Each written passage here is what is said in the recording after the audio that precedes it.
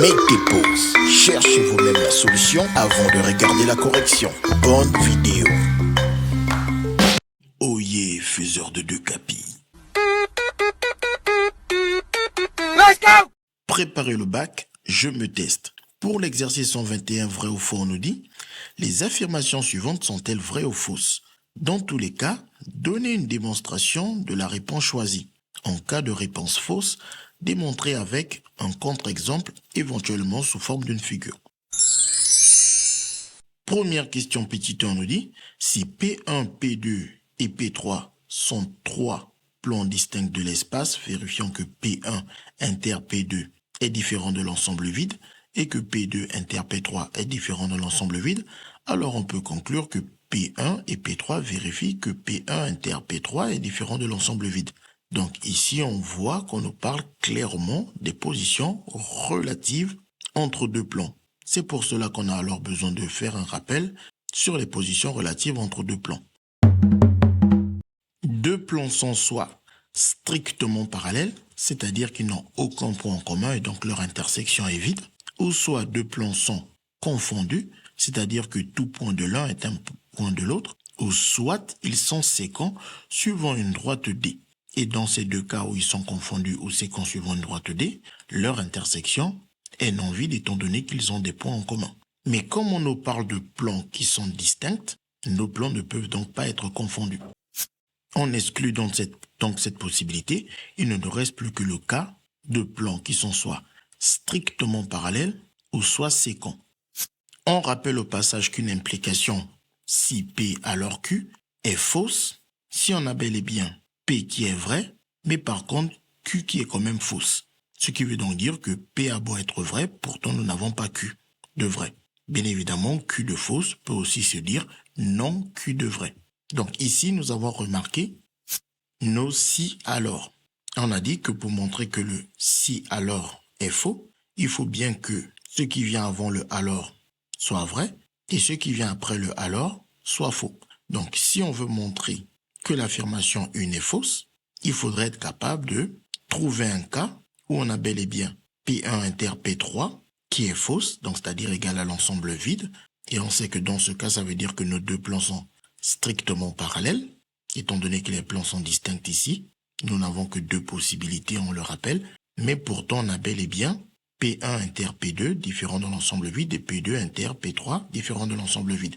Si on n'arrive pas à trouver un tel cas de figure, on pourra alors conclure que l'affirmation 1 est donc vraie. Donc on va commencer à chercher si elle est fausse, sinon on essaiera de montrer qu'elle est vraie. Donc, on a dit qu'on se plaçait dans le cas où notre conclusion est fausse, c'est-à-dire que P1 inter P3 n'est pas différent de l'ensemble vide, mais égal à l'ensemble vide, et on sait que d'après nos rappels, ça veut dire que nos deux plans sont strictement parallèles, et lorsque nous avons notre conclusion qui est fausse, on va chercher P2, qui va donc être séquent à P1 et à P3. On essaie de voir si c'est possible. Et quand on voit notre figure, on comprend clairement que c'est possible. En effet, comme on nous dit de prendre P2 séquent avec P1, on a automatiquement que P2 sera séquent avec P3, suivant deux droites des primes qui au passage sont bien évidemment parallèles. Donc on a bien nos hypothèses de vérifier, mais notre conclusion de fausse. Et donc le si, alors ici, il est faux. On peut par exemple rédiger en disant, pour P1 et P3 strictement parallèles, tout plan P2 séquent à P1 est séquent à P3. On a alors que P1 inter P2 est donc différent de l'ensemble vide et que P2 inter P3 est aussi différent de l'ensemble vide, mais pourtant P1 inter P3 est égal à l'ensemble vide. Donc l'affirmation 1 est fausse. Oui. Deuxième question petit 2, on nous dit, si P1 et P2 et P3 sont trois plans distincts de l'espace, vérifiant que P1 inter P2 inter P3 est égal à l'ensemble vide, alors on peut conclure que P1 inter P2 et P3 sont tels que P1 inter P2 est égal à l'ensemble vide et P2 inter P3 est égal à l'ensemble vide. Donc ici, pareil, nous avons remarqué notre si alors. Donc ici, cette fois-ci, notre hypothèse, c'est que les trois plans n'ont pas de point en commun et notre conclusion est que les plans P1 et P2 n'ont pas de point en commun ou que les plans P2 et P3 n'ont pas de point en commun. Donc, comme il nous paraît le plus souvent plus évident, facile de trouver un contre-exemple lorsque une affirmation est fausse, on va d'abord essayer de voir si notre affirmation 2 est fausse. Et pour cela, on va essayer de voir si on peut trouver un exemple qui va montrer que ceci alors, c'est-à-dire cette implication, elle est fausse. Et donc, ça veut dire que l'hypothèse est supposée comme vraie. Par contre, la conclusion est fausse. Donc, on va essayer de voir si c'est possible. Donc, la conclusion ici, on voit que c'est du « et ». On a un premier résultat et un deuxième résultat. Et le « et » est faux si l'un ou l'autre est faux. Donc, c'est-à-dire qu'ici, soit P1 inter P2 est différent de l'ensemble vide, ou P2 inter P3 est différent de l'ensemble vide. Et le ou n'étant pas exclusif, il est inclusif, on peut très bien avoir les deux hypothèses de possibles. Bien évidemment, pas forcément dans notre cas. Donc, nous, on doit imaginer ces cas de figure et on doit se dire, dans ces cas de figure, nous pouvons quand même avoir l'intersection des trois plans qui est vide. Comme ça, on aura notre hypothèse P de vrai, mais notre conclusion Q de fausse. Et en se souvenant de la figure qui nous a servi de contre-exemple pour l'affirmation 1, on voit qu'ici, on a bien P1 inter P2 qui est non vide.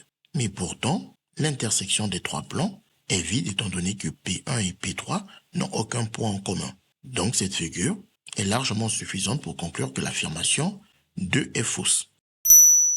On peut par exemple rédiger en disant, pour P1 et P3 strictement parallèles, on a bien que l'intersection P1 inter P2 inter P3 est égale à l'ensemble vide. Et ensuite pour P2, il suffit de prendre P2 séquent à P1 pour que P1 inter P2 soit différent de l'ensemble vide. Donc l'affirmation 2 est fausse. Oui.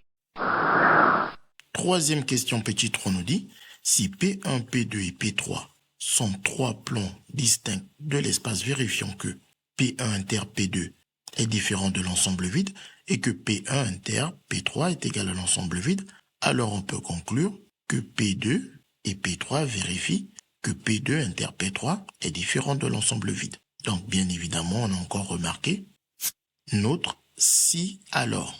Et donc pareil, on a vu qu'à chaque fois qu'il est moins évident de montrer que l'affirmation est directement vraie, on peut d'abord essayer de chercher si elle est fausse. Et comme le si alors est faux, lorsque P est supposé vrai et Q fausse, on va donc essayer de se mettre dans un cas de figure où notre conclusion est fausse. Et bien évidemment, nos hypothèses sont vraies. Et comme on nous a dit que les trois plans sont distincts, on sait alors qu'on ne peut pas envisager le cas où P2 et P3 sont confondus. On envisage donc directement le cas où P2 et P3 sont séquents. Et donc envisager le cas où P2 et P3 sont séquents et faux revient à envisager la seule possibilité que P2 et P3 sont donc strictement parallèles.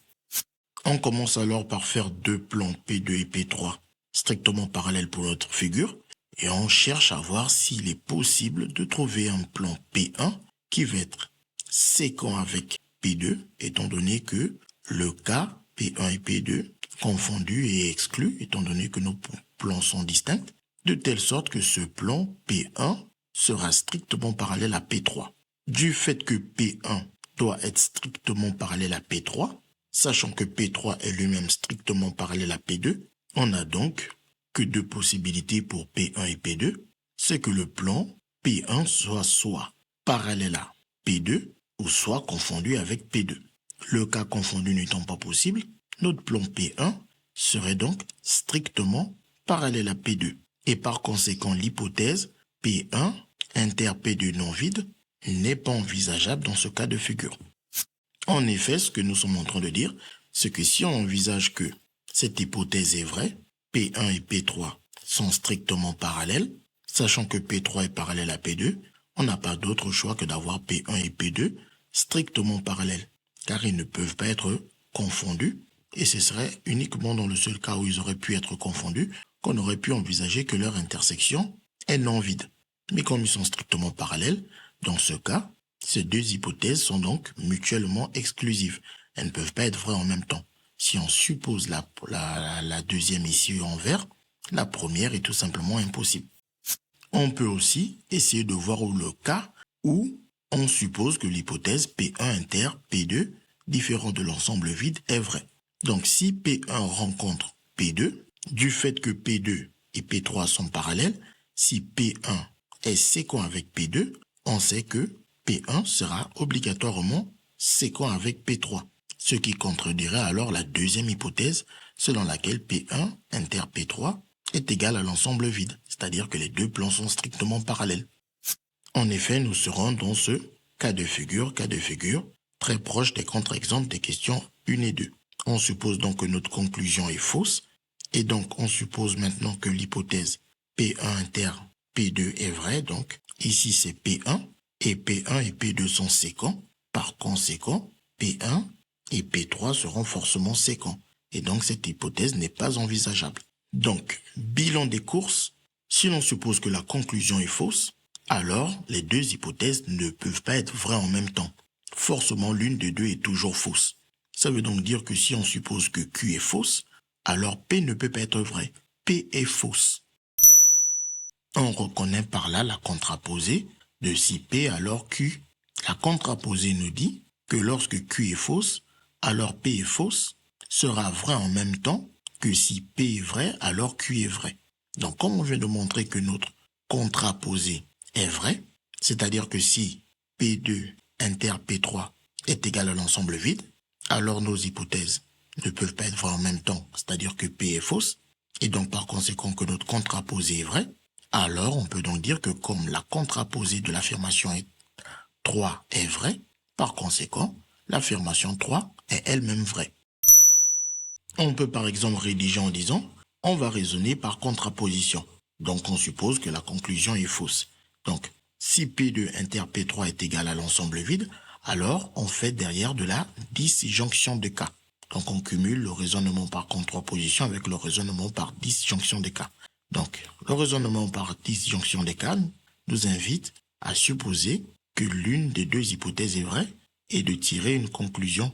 Donc on suppose par exemple que c'est P1 inter P2 qui est différent de l'ensemble vide, c'est-à-dire que P1 et P2 sont séquents. On sait alors que dans ce cas, si P1 est séquent avec P2, P1 sera séquent avec P3. Et par conséquent, P2 inter P3 égale à l'ensemble vide est fausse. Dans le deuxième cas, on suppose que c'est plutôt la deuxième hypothèse qui est alors vraie, c'est-à-dire que P1 inter P3 est égal à l'ensemble vide. On sait que ça veut dire que les plans P1 et P3 sont donc strictement parallèles parce que nous avons envisagé tous les cas possibles dont nous rappelle ici. Et donc si P1 et P3 sont strictement parallèles, cela veut donc impliquer que P1 et P2 vont donc être aussi strictement parallèles. Ils ne peuvent pas être tout simplement parallèles avec la possibilité d'être confondus, car on nous a parlé de plans qui sont distincts. Et donc si P1 et P2 sont strictement parallèles, cela veut donc dire que l'hypothèse P1 inter P2, différent de l'ensemble vide, est fausse. Et comme Q fausse implique que P est fausse, on peut donc dire que l'affirmation 3 est vraie par contraposition, car lorsqu'une contraposée est vraie, alors l'implication est elle-même aussi vraie. C'est-à-dire que si nous avons ces deux hypothèses de vraies, alors notre conclusion sera vraie. Et donc il ne nous reste plus qu'à choisir que l'affirmation 3 est vraie. Quatrième et dernière question, petit 4, on nous dit si P1 et P2 sont deux plans distincts et D est une droite de l'espace qui vérifie que P1 inter D c'est différent de l'ensemble vide et que P1 inter P2 est égal à l'ensemble vide, alors on peut conclure que P2 inter D est différent de l'ensemble vide. Donc, bien évidemment, ici, on a encore remarqué notre si alors. Et donc, pareil, si on veut explorer la possibilité que ceci alors est faux, on étudie le cas où Q est fausse. Et on voit s'il est possible dans ce cas que P soit vrai. Si P ne peut pas être vrai, alors on dira que Q fausse implique P fausse et on raisonnera par contraposition pour conclure que notre implication est vraie. Bien évidemment, on n'est pas toujours obligé de raisonner par contraposition. On peut très bien supposer que nos hypothèses sont vraies et essayer de voir comment partir de nos hypothèses pour arriver à notre conclusion. Et c'est justement ce que nous allons faire dans notre cas. En effet, il va être beaucoup plus facile de faire un raisonnement direct qu'un raisonnement par contraposition. Donc pour s'aider on va essayer de faire un petit schéma, surtout que quand on est en géométrie, on sait que un schéma vaut parfois mieux qu'un long discours. On se place alors dans le cas de notre hypothèse P1 inter P2 égale à l'ensemble vide, c'est-à-dire le cas où les deux plans P1 et P2 sont donc strictement parallèles. Et ensuite, on regarde l'hypothèse P1 inter D différent de l'ensemble vide. Donc, pour que P1 inter D soit différent de l'ensemble vide, on a deux cas de figure. Soit D1 est séquente avec P1, soit D, pas D1, soit D est incluse dans P1. Pour mieux visualiser cela, on peut essayer de se rappeler des positions relatives entre une droite et un plan. La droite D est soit strictement parallèle au plan P, ou la droite D est incluse dans le plan P, ou la droite D est séquente au plan P en un point. Et c'est lorsque la droite D est strictement parallèle au plan P que l'intersection entre la droite et le plan est donc vide, et dans les deux autres cas, cette intersection est non vide. Donc nous ici, notre hypothèse, P1 inter D, différent de l'ensemble vide, ça veut donc dire que soit D est incluse dans notre plan, soit D est séquente avec notre plan en un point. Donc bien faire attention à l'énoncé, c'est uniquement les plans P1 et P2 qui sont distincts. À aucun moment, on ne nous dit si la droite D est incluse ou pas incluse dans le plan P1. Donc ça veut dire qu'on peut envisager ces deux possibilités. Qu'elle est incluse dans le plan P1 ou qu'elle n'est pas incluse dans le plan P1. Donc si on envisage qu'elle est incluse dans le plan P1, on obtient alors ce cas de figure où on a donc P1 inter D qui est différent de l'ensemble vide. Pourtant on a P2 inter D qui est égal à l'ensemble vide. Donc on a bien nos deux hypothèses qui sont vérifiées, à savoir P1 inter P2 égale à l'ensemble vide parce que les deux plans sont strictement parallèles, et que P1 inter D différent de l'ensemble vide parce que D1 est incluse dans P1, mais notre conclusion de fausse, car la conclusion c'est P2 inter D différent de l'ensemble vide, et nous on voit clairement sur notre figure qu'on a bien P2 inter D qui est égal à l'ensemble vide. Et donc on l'avait rappelé ici, que l'on a l'implication P implique Q, que l'on dit aussi si P alors Q est fausse, lorsque P est vrai, mais Q est fausse.